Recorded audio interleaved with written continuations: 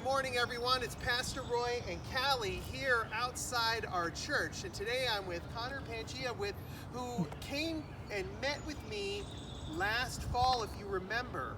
We were talking about a community garden that he had planted here. And it's an interesting story, Connor, of how you just came by and thought this would be a great piece of land. How'd you choose this spot when you were walking by?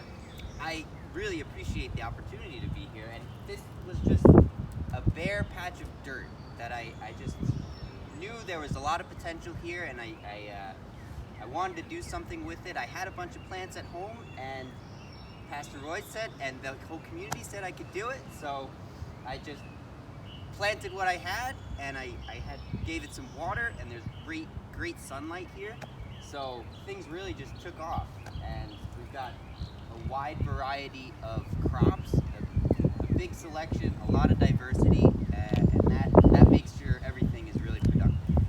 That's right, Connor. So he came by. So this was really nothing over here. If you look up and down on the side, it's just grass, a strip of grass that actually needs to be mowed every week, but we've made it to more productive use. There's a lot of people who need food right now, and what do we have planted in here, Connor? And oh, by the way, tell us about how some of this even grew over the winter. It's only April. Yeah, so this garlic was planted in October. So this is what garlic looks like on the top. Isn't that interesting? Because you only see the little white on the pod bottom. Yeah, exactly. Yep. Wow. So we've got garlic, we've got onions behind it, and we've got lettuce, and then also this lettuce I planted actually in December along with this kale. Wow.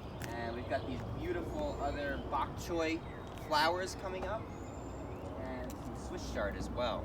And so even over the winter, Connor had put a tarp over this, and it kept it warm enough even in those cold winter days. Like, remember February when we got all that ice? Even if with a foot of snow on it, it grew. Strong plants persisted. So it was totally amazing. And as Connor mentioned, sunlight and water and good soil and care, picking out the weeds and making sure it's all good, that's what keeps it to grow. It takes work.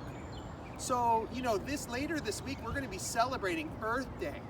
So I'm hoping that you get outside and notice God's beautiful creation. Maybe you talk to your parents and say, hey, it's time to plant our garden if you do that annually, or maybe time to start one, because it's such a great thing to do for the environment.